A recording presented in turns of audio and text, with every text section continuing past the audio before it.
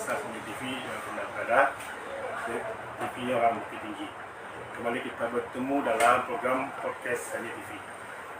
Dunia literasi Bukit Tinggi baru saja berduka dengan kehilangan salah seorang sastrawan kita terbaiknya, almarhum Sultan Haji Pamuncak.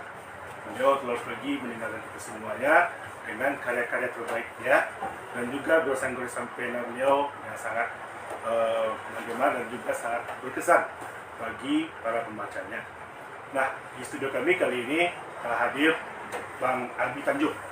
Beliau adalah seorang sastrawan dan penulis dan juga sahabat karib dari almarhum Sultan Haji Pamuncak sendiri. Nah, Bang, kita baru saja kehilangan Bang Sultan Haji Pamuncak, salah seorang penulis kebanggaan Kota Bukit Tinggi, dan juga kita mengetahui beliau telah menurunkan beberapa hasil karyanya sangat fenomenal. Mungkin minta pendapat dari Bang Arbi tentang bagaimana sosok seorang almarhum di mata Bang Arbi sendiri. Silakan Bang. Ya, terima kasih.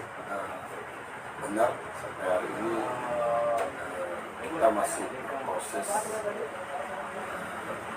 dalam rasa kehilangan beliau. Kalau saya pribadi sebenarnya mengenal beliau 2016 kemudian ya, di awal 17 kita beraktivitas bersama-sama dalam sebuah komunitas namanya komunitas sosial seni Sarula Bukit Tinggi.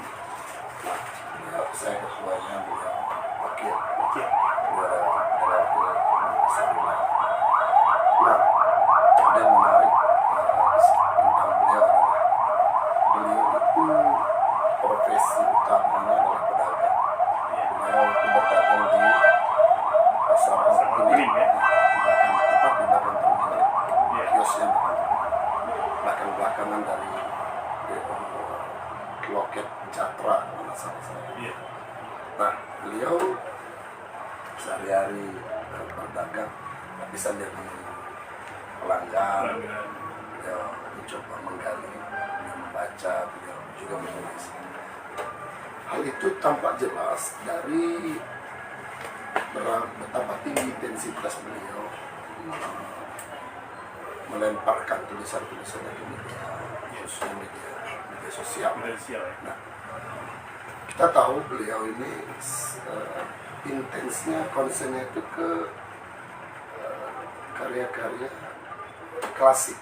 Artinya dia tokohnya, nama-nama tempat, alur cerita, dia suka tuh yang Minangkabau klasik, dan itu istiqomah, konsisten sampai beliau almarhum, sampai beliau pergi ke 18 Maret kemarin.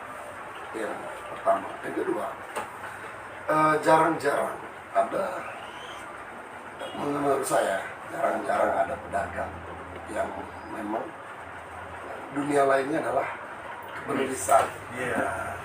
Unik di situ ya Pak? Iya, keunikan beliau itu di situ.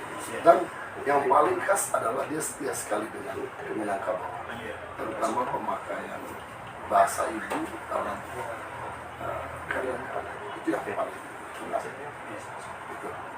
Artinya dengan profesional sebagai seorang pedagang, mungkin orang tidak menyangka jika almarhum Sultan Pamuncak itu adalah seorang sastrawan, seorang penulis ya.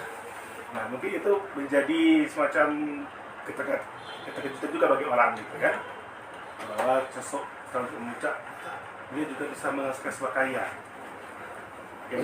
Yang jelas begini, ketika beliau diundang satu dari tiga atau 5 sastrawan, penulisan sastrawan yang diundang oleh Ubud Writer.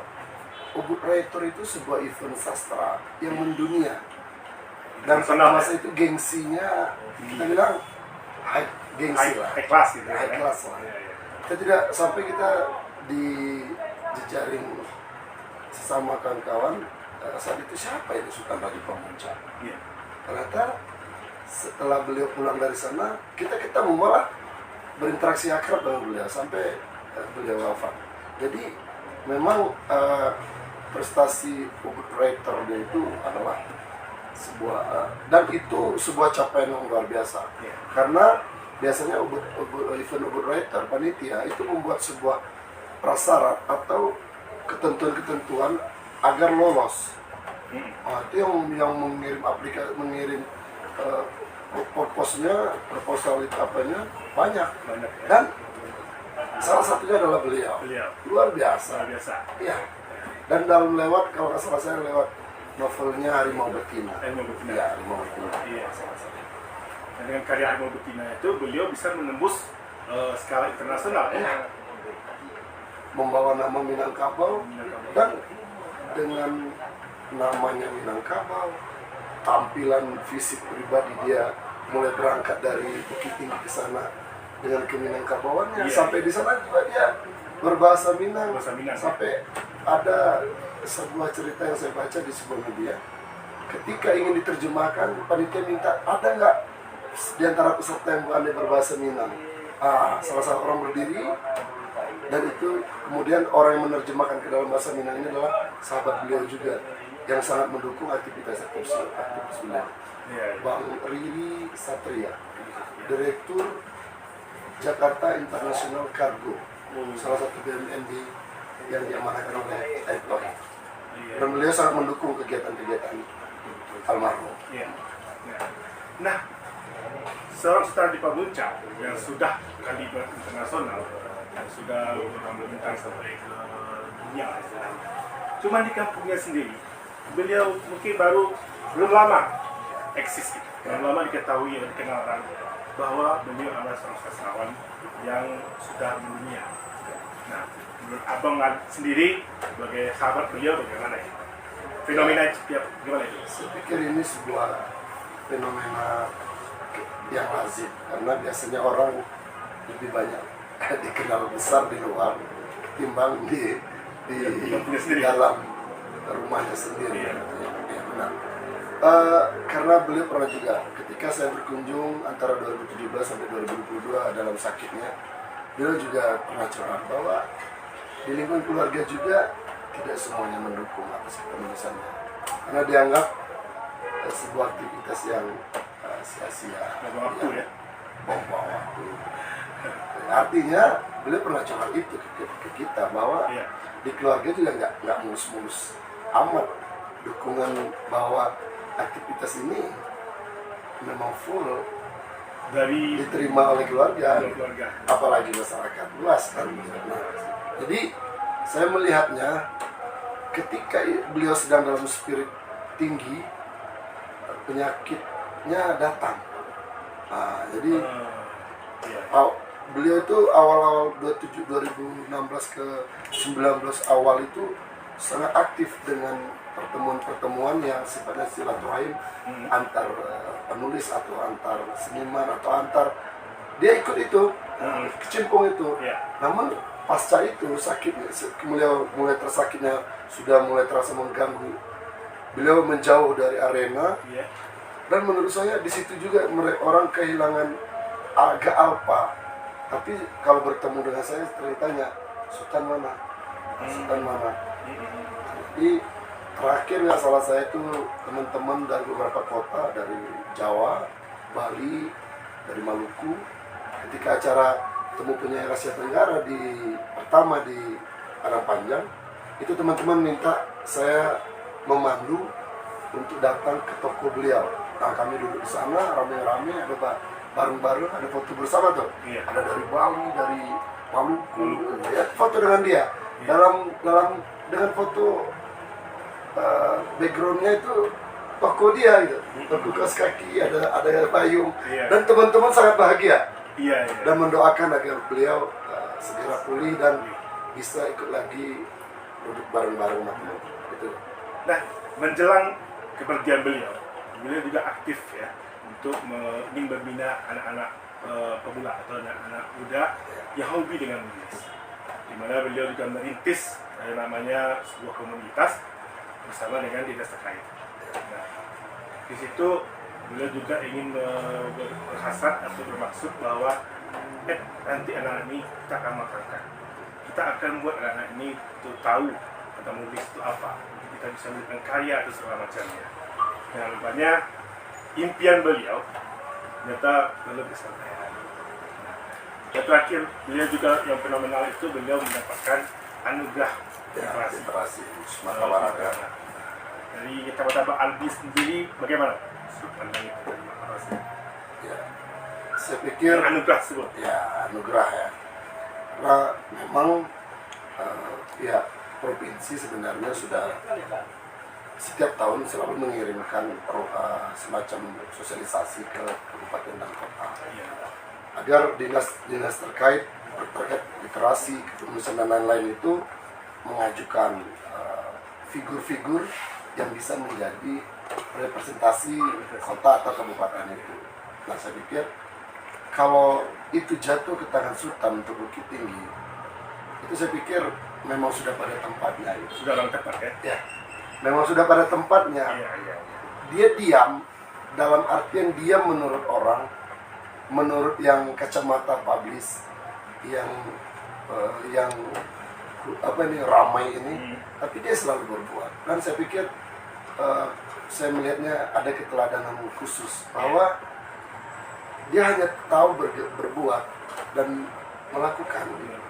Kalau Sultan ini ya dia hanya tahu dia melakukan. Nah, terkait dengan semangat dia sebelum, saya melihatnya ketika ada lomba bercerita, dia pernah cerita ke saya, saya berkunjung, ini ada lomba cerita rakyat Arbi gitu. Jadi peserta kan jadi juri, saya bilang. Dia senyum-senyum gitu. Awalnya jadi juri, tapi akhirnya jadi peserta. Dan beliau dapat juara satu gitu. Nah, dari situ saya melihat confidence-nya muncul. Atau ini cara dia melawan penyakitnya. Kalau saya melihatnya ini sebuah gairah baru ketika dia diberi ruang oleh sebuah wadah, kemudian dia merasa dia sehat untuk melakukannya. Nah, dulu itu dia dapatkan ketika Saruna ini masih ada. Karena Saruna itu ketika saya hijrah ke Pasaman, Saruna ini ikut hijrah ke mana-mana, nggak tahu saya entah ke mana, dalam kubur, entah terpingsan atau nggak tahu saya ini. Ya, tapi yang jelas pasca lomba itu apa dia confidence-nya, gairah dia naik. Iya, kemudian dia bilang cerita, nih aku lagi apa nih sama anak-anak SMP. Wah, kok dari dulu dia semua segini udah pikiran saya. Sekarang dia saya melihat dia bangun gitu, terbangun. Alhamdulillah. Alhamdulillah. Berarti Bukit Tinggi setelah ini ya aman lah ya. Karena ada sosok sebagai pemuncak Iya. yang akan menghidupkan dunia sastra lagi ya. Iya. Di Kota Bukit Tinggi. Iya. Nah, terkait dengan kegiatan momen kita besok malam, hari Sabtu malam ya. Bertajuk malam ketujuh. Mungkin bisa abang menjelaskan apa itu maksud dari malam ketujuh untuk Nah, begini. Jadi kita kawan-kawan seniman, kita menyebutnya forum seniman kawan Sultan lah, agar memudahkan kita berkomunikasi. Karena kita khawatir nanti kalau kita bawa komunitas-komunitas yang ada di masing-masing, saya khawatir nanti terjadi tarikan-tarikan, irisan-irisan ego komunitas. Makanya kita coba bangun biar dia merasa memiliki semua, namanya forum seniman kawan Sultan. Nah, jadi itu kayaknya kawan-kawan ketika hari H nggak bisa datang ke fardu kifayahnya karena banyak yang nggak tahu, informasi terlambat. Termasuk saya sendiri, saya terlambat mendapat. Jadi menurut saya ini adalah obat dari siapa yang nggak sempat hadir pada saat fardu kifayah itu. Ini nih besok kita sama-sama yuk tampil malam ketujuh, dalam artian mereka yang mencintai, yang merasa memiliki, yang merasa ini adalah aset, dan dalam artian ini nggak ada undangan-undangan. Jangan ditungguin nanti mana undangan khusus dari forum seniman, nggak ada. Ini yang kita ajak yang merasa ini adalah sahabatnya, adalah rekannya, ini adalah koleganya, dan ini adalah asetnya, dan ini adalah cintanya Bukit Tinggi. Ya udah datang aja. Jadi hari ini saya sampaikan kemarin masih belum ada konfirmasi, tadi jam 12 siang tadi sebelum saya berangkat Dinas Pariwisata konfirmasi bahwa mereka diamanahkan oleh Pak Wali untuk bisa dipakai jam gadang, kemudian sound system, matras, dan beberapa kebutuhan lain yang kita minta. Artinya hari ini uluran tangan kita untuk bersama-sama masyarakat dan Pemko disambut jam 12 tadi. Walaupun kemarin kita sudah buat keputusan yang meragu bahwa ya kalau enggak dari wali kota ya udah kita tetap melaksanakan gitu. Nah, bentuk materi kita malam besok apa? Gini nih. Jadi kita sederhana aja sih sebenarnya. Yang pasti doa untuk Sultan. Ya kita zikir dan doa, doa yang suci kita hadiahkan ke beliau, kemudian doa, kemudian ada orasi budaya. Orasi budaya ini terkait Bukit Tinggi dan beliau, terkait antara Bukit Tinggi dan Sultan. Dan berikutnya siapa aja yang mau nampil baca puisi karya Sultan kita izinin tuh besok. Iya di Jam Gadang sekalian wisata, pokoknya dengan background Jam Gadang, ayo bacalah. Begitulah, jadi niatan kita ini Sultan ini bukan punya Bukit Tinggi tapi punya semua. Tapi pangkalnya adalah rumputnya itu adalah Bukit Tinggi. Gitu. Nah, pesan moral dari Pak Arbi selaku sastrawan terhadap para penulis beliau yang masih berbakat, anak muda yang mencintai dunia sastra, apa pesan moral? Saya pikir Sultan adalah contoh diam yang menghanyutkan. Kalau saya melihatnya, ayolah jadi contoh diam yang menghanyutkan, bukan tong kosong nyari bunyinya, ribut-ribut tapi ternyata nggak ada isinya gitu. Kalau beliau itu diam tapi menghanyutkan, itu saya pikir pesannya. Mantap sekali. Baik pemirsa Seni TV, itu tadi obrolan kita bersama Pak Arbi Tanjung, Bang sastrawan dari Sumatera Barat.